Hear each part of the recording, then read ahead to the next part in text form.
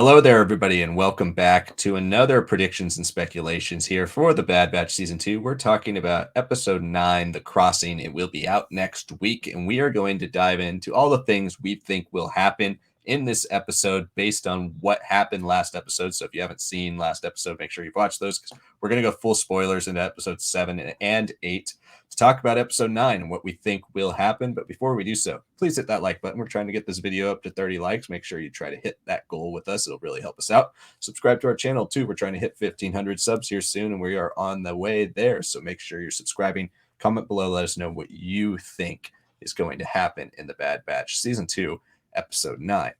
So let's get into it like we did for the review. And like we got with these last two episodes, there are a variety of storylines and a lot of different ways this episode could turn. Obviously, something like Andor with a 45-minute, 50-minute run time, we have more room to do a variety of stories. Usually the Bad Batch sticks to one group or one set of people. But we have so many different groups here that we need to talk about post episode 8, where we have so many different things that don't really get the full wrap up that you thought they might in a mid-season episode. So let's start out here with the biggest thing that happened at the end of that episode, which is Rampart's arrest, or you could say arrest with air quotes, because I don't think he's gone. I think he's going to be reassigned to some secret thing where he's out of the public spotlight for good, but to have somebody with his type of talent, maybe he will be punished by Palpatine, but he's been built up as the main villain of the show next to Crosshair for 1.5 seasons. I'd be shocked if he just disappears forever. And then we also have the Stormtrooper program officially being greenlit by Palpatine. There's no vote, really. Palpatine is just like, yes, we need the Stormtroopers because the clones obviously helped destroy their own town, and they are as ruthless as Admiral Rampart. So the clones need to be decommissioned. They're obviously not fit to be a just military for our just empire. So Palpatine just puts the boot down, quabashes the entire vote, and basically it sounds like the Stormtroopers, the era of the Stormtroopers, as he says, is here to stay. So, like, what do you think is going to happen here in this next episode, or maybe here in the future of the show if next episode doesn't feature the Stormtroopers and Rampart, to these big pieces of this show so far? Yeah, I think when I think of the title crossing, especially after seeing Rampart be arrested and then seeing Echo and him leaving the group, I think for the most part this will be more Imperial focused moving forward, at least for the next episode. Crossing to me, I think implies like changing, you're going from where you were to what's next for you. I have definitely preferred going for more of the philosophical meanings behind the titles, even if they hasn't always aligned with this season. But I think it works here because I want to see, like you said, the reassignment of Rampart. Star Wars, at least in the last year or so, has taken its supposed villains and made them into wild cards instead of just flat out foils for a lot of our characters. Rampart easily could fall into the Cyril Karn role, but more so just within the Imperial structure. I want to see what he will do to unsettle, unshake, and maybe claw his way back up to what he had. I think he truly was arrested. I don't think that was pure. I think he was set up to fail. I don't know if I necessarily see him in jail either. It's like one of those things where it's like, well, we got let you off on a technicality, and you're doing some boring manual stuff now for us. I see that for him. I see him be a little bit more. I don't know what's the word I'm looking for. Cautious, because so far he's been doing his own thing. He's very confident with Masamet. It's like, yeah, everything's in control and all this and that. Now it's like, well, he's been exposed fully. Now what is he going to do? And I think for me, I was thinking uh the political realm of Coruscant is especially where his weakness, where his bravado, where his charisma does not work in the same way. I'd like to see how he like plays within like the Imperial structure. If he interacts with a Tarkin again, if he interacts with other people like Yularen or whatnot. I want to see how he reshapes his destiny and changes his image. Even if it's not something in the public eye as he was once before, he can still very much follow through with his original plans. I don't know if his original plans did include like the Imperial Stormtrooper. He had the TK troopers, he has his defense plan and whatnot, the insurgencies that are kind of self created, the things that they're throwing people out there. But the Stormtroopers, in a way, feel like a more simplified, dumbed down version of what he wanted to do. And I want to see how his plans, which have already been in motion with the TK troopers and all that, if those are superseded, if he sees those falter, that would be pretty interesting to see TK Troopers be almost like a failed plan in the same way that in Rebels it was like, oh, is Thrawn's TIE Defender program going to get the funding, or is Tarkin's Death Star initiative? I want to see something like that from him. So I think that's where changing in his story will come from. When it comes to Crosshair, I think Crossing will just be like him freed from Rampart, kind of allowing himself to move back towards a bit more of the good guy side. I honestly would love for him to now take back his place with the Bad Batch, kind of go back to basics plus Omega like it was in season 7 of the Bad Batch before Echo had joined them. I want to see how that dynamic is fully changed, especially with Echo's absence and what Omega changes. I'd like to see that process happen, and I think that process happens with whoever's assigned to be in charge of the Imperial garrison somehow being somehow worse for him or giving him more leniency, and he just, I don't know, maybe just doesn't connect with this person, doesn't feel like submitting himself to this person, and makes a move towards the Bad Batch, towards working with the clones. That's where I see the Imperial story going. Crosshair is an interesting thing to think about because we haven't seen him since the 3rd episode of the season. We're going on episode 9, so it's been 6 episodes since we've seen Crosshair. And when we last see him, the episode ends with Rampart telling him that Cody has gone AWOL, which we still have not seen Cody. So I'm not 100% convinced that he wasn't just killed, but I really hope not. But he also says to Crosshair that he has another mission ready for him. We haven't seen what that is. We haven't seen Crosshair do anything since then. We saw a sniper in the last episode that wasn't Crosshair. So if Crosshair isn't involved in this mission, is he not on Coruscant? Where is he and what's he doing that's part of Rampart's scheme? And I think that's going to start to tie into, you mentioned a lot of our villains in the Empire recently, especially in canon, have been tested on their loyalties on, are you just willing to be an imperial or like a hardcore imperial kind of fascist dictator type until you're double crossed like a callus, and then you are like, okay, well now I'm out for myself? Or do you have a heart to you? Are you more like some of the Legends Imperials we've seen, where in Legends you get a lot of Imperials who might have been double crossed by the Empire, but that just makes them like even more hardcore. They're off doing their own thing, starting their own group of like Palpatine loyalists or Imperial loyalists that are like almost like a cult. So where does Rampart fall in, and how much of his loyalty is going to be tested, even if the Empire immediately after he's arrested and he's thrown in jail and everybody sees him in jail, even if the Empire immediately is like, okay, you know, you're talented and we're not going to keep you here, but we're going to have to move you somewhere where you can't be seen. The Emperor is not pleased with your failure to hide the fact that you destroyed Tapoka City, but he's not going to lose you as a loyal admiral. So we're going to move you now to like Mount Tantus, and you're just going to be stuck there overseeing cloning stuff. I could see that type of thing happening, but also, is Rampart okay with that? Or is he too ambitious to just sit somewhere and not be somebody who's a part of the establishment of this empire? He's already been shown to be as ambitious as a Tarkin type. So what are his goals? I think that's something that could be really intriguing moving forward, because there's no way he's just gone or arrested and then never shows back up or is killed. He's been the co-main villain for this entire show. He's got to show back up at some point. And I think the Empire is going to continue to evolve. I think the Stormtrooper program it's interesting. You bring up a good point with the TK troopers. It's going to be interesting to see what the distinguishing line between the Stormtroopers and the TK troopers is. And Palpatine just comes up with, you know, this is what we're calling them now. They were mentioned in last season, Stormtroopers. But now it's like Palpatine's telling the world our new army is called Stormtroopers, and the reign of the Stormtroopers are here.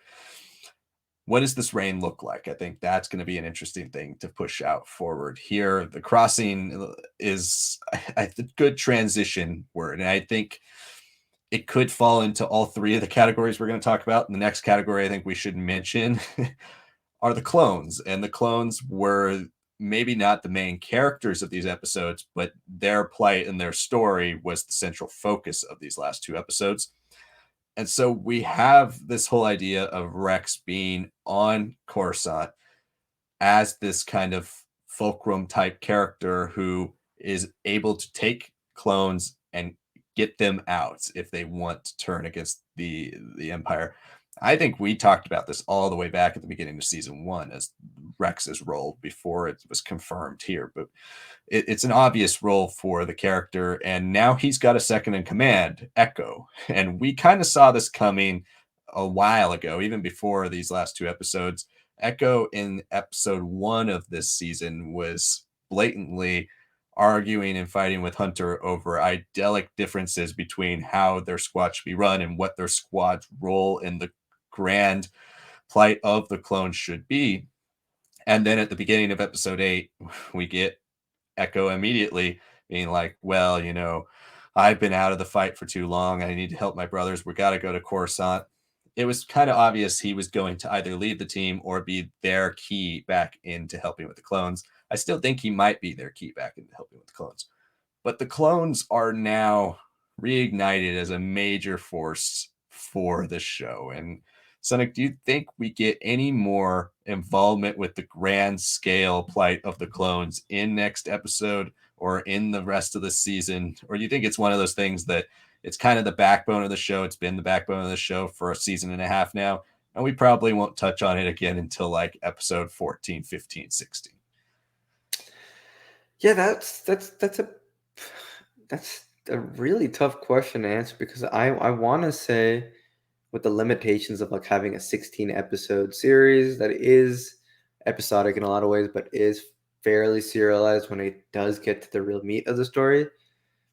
Next episode, I mean, we're on 9 of 16. Now would be a great time to just have a scene with like 100 clones, right? But that's how it felt like before. That's how it was when they're marching off Camino. And then you just see that transitioning to them like being the only people with clone armor next to like a bunch of Imperial stormtroopers or with their helmets off. Maybe even seeing like a 79 turn from a clone bar into like an Imperial stormtrooper bar, and like, oh, even their spaces, like we mentioned in our review, the ones that are meant for them, the ones that kind of compartmentalize them, and the ones that they fully embrace, even those that self-perceived box that they're in is shattered. I want to see them feel the effects of believing that they can, the ones that are still even believers, like true loyalists, like, hey, we can still be troopers, we can still do whatever we can. It's like, no, you never were valuable enough for them. Now they have this innate thing, like they were making a big point of like, at least Rampart was, of saying, hey, we should have an army by the people and for the people. The clones were always like just fell into the lap of Palpatine and co, even if it was orchestrated in the background. The general people, the senators, they don't know that. They're just like, okay, this is what we need. We'll go along with that. So I can see this be very popular. I can see the clones feel so diminished, especially with all the stuff that they were promised, with all the stuff that they fought to get out into the Senate, and now it's turned against them. Yeah, I can see that for sure. Like you said, with Echo, we did spend a lot of at least I spent a lot of the early episodes saying he's the conscious of the group, of the Bad Batch and all that. And, there's only so much a conscious can do. It's sometimes when there's a lack of something that you're like, oh, I'm missing some pushback. I'm missing someone telling me we can do better and this and that. I low key want to see the Bad Batch feel like something is missing in their daily life, more than just the person, but maybe like the belief to do better, to help out Rex and all that, instead of feel wary of like, oh, things are happening on Coruscant. Why would we go into the heart? Like, I want to see them face that like consequence of like, hey, we've lost our brother to doing something that he really needs to do, and it's better for the clones as a whole. But he's been telling us that constantly. What does that mean for us now that he's not reminding us of that on a daily basis, or when we're on some random Sid mission? I think that is something, especially with enough small development for Tech and enough from Wrecker last season, Omega and her goodbye. I want to see Hunter also reestablish himself in the group and like really saying, "Oh, this is a challenge for us. This is a complicated affair. Do we really want to be helping out Regs? Do we want to help Rex with his underground railroad of sorts? What do we fit in as a role instead of just being specialists? Like, is there something more for us, more value than just being tools and assets, even for our fellow clone troopers?" Yeah, I think crossing in some ways to get even more vague and philosophical. It's like, how do you go past this mentality that you've had? And a big point of the last two episodes was the mentality of the clones. The Bad Batch also pegs himself into squares. They chose to be Sid's enforcers, and they've never taken any serious steps to question that and move past that. And I think this would be a good time with Echo gone. I really hope Echo lasts a while too, so that's not just because he dies as a walking red flag in the last two episodes, and they're like, "Oh my god, now we have to really consider our place in the galaxy and what we are to the other regs." I want his absence to inform them and their development. I don't want it to be, here's a character that we all saw basically set up to die, and then things happen. So that's at least what my take would be on it. Yeah, Echo's going to be, I think, a big key moving forward here. This is the first time that the Bad Batch has had a member, one of their own, transition into the Reg life. So even though Echo was a Reg, then became a member of the Bad Batch, now he's back with Rex, and his plight is the clone's plight. He wants to help with their transition into a better life. And so the Bad Batch, this show has always been interesting that it revolves around the Bad Batch, and we've talked about it so many times, and it's one of the things that I think still clashes with the show overall, and it's one of the reasons I think people haven't fully been able to embrace what the show is because the Bad Batch are the A team, they're the X-Men, they're a group of people who are sent on a covert ops mission that only they can do, and they do it, and they have no loyalty to the rest of the clones. They don't even really like the other clones. They don't care about what happens to the rest of them because they've always been on their own, and so they look out for themselves. And Echo seems to be our way back into caring about other people. They have friends like Rex or Cody or whoever, but they really only care about their little group. The Bad Batch have also always had at least four members. Now I guess you could say Omega, but really it's down to three. They have now lost Echo and they've lost Crosshair. So what's the team dynamic going to be like? I think that's going to be interesting moving forward. We will undoubtedly get a Sid episode where the Bad Batch, they are doing stuff that they're like, oh man, too bad we don't have Echo for this, or oh man, too bad we don't have Crosshair for this. Like, they're going to see the holes. They're gonna fail miserably on a Sid mission and be like, oh, she's gonna be like, what happened? Why do you guys keep losing people? Where's the rest of your crew? We're gonna get that, but I think the Bad Batch's role in the rest of the season doesn't seem to be as clear because I don't think it's as important as maybe Echo's role as our honorary member of the Bad Batch in Rex's crew. We this show has kind of always taken the approach of, well, as long as we're following somebody who was a member of the Bad Batch at some point in an episode, then it's a Bad Batch episode. So it can either be the Bad Batch show up to drop stuff off to the Syndulas for 5 seconds, and that's a Bad Batch episode. It could be Crosshair the whole episode. It could be Omega doing something for a whole episode. It could be Echo and Rex doing really important stuff for the whole history of the Clone Army and the future of the Clone Army. And I think that's what makes me really excited about Echo leaving. We've talked about Echo kind of not really having a place in any of these episodes. Like, we've gotten our tech episodes, we've gotten Echo character moments so far this season that we didn't really get last season, but he still hasn't had his episode. And like you mentioned, Hunter hasn't either, for that matter, this season. He was the main character of last season. He really hasn't had a time to shine in this season. We've had a lot of stuff where we learned more about Tech or Wrecker, and we always get Omega, but where's Hunter? I think this gives us a nice set of distinguishing groups of clones that we can follow across all three different bodies now. We have Echo in the Clone Army, we have Crosshair in the Imperial side, and now we got the Bad Batch. So I think there's a lot to look forward to when it comes to all these groups. But what do you guys think? Let us know what you think will happen in episode 9, and you can give us your second half of the season predictions as well. It seems to be wide open. Like we said, we kind of didn't speculate specifically on one episode. There are a lot of things that can happen, and in 24-minute episodes, it's going to be spread out across the rest of the season. So let us know what you think is going to happen and in what order or which episodes.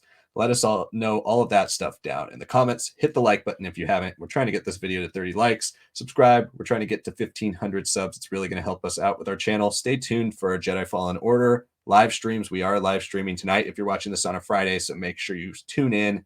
We answer questions live. It's a lot of fun. We will be streaming the game until we get to Jedi Survivor, which has been pushed back 6 weeks. So we will be doing that. Make sure you're voting in our polls, because our book bracket is coming to a close here pretty soon, and we will be having a video very soon about the wrap up for the whole thing, talking about the results and all of your guys' opinions. So make sure you tune in to that video and make sure you're voting so that your opinions are heard and that your opinions are reflected in the poll. Thank you so much for watching. We'll see you next time.